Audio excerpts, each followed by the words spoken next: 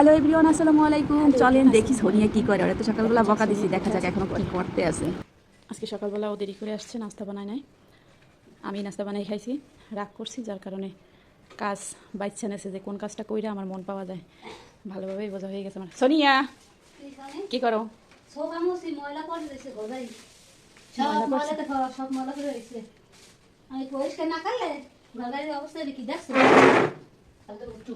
দেখেন সব এলোমেলো করে নিয়েছে, আমি জানি না এগুলো কেউ গুছাইতে পারবে কি না আদৌ।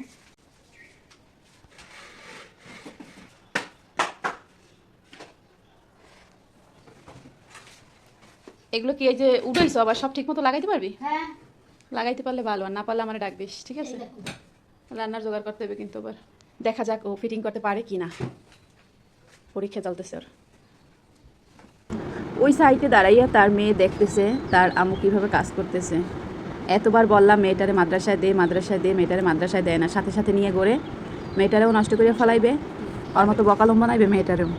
এখনও বললে বলে হ্যাঁ ভর্তি করবো, বছরের অর্ধেক শেষ, এখনও নাকি ও ভর্তি করবে। সবাই ভালো থেকো, আল্লাহ হাফেজ।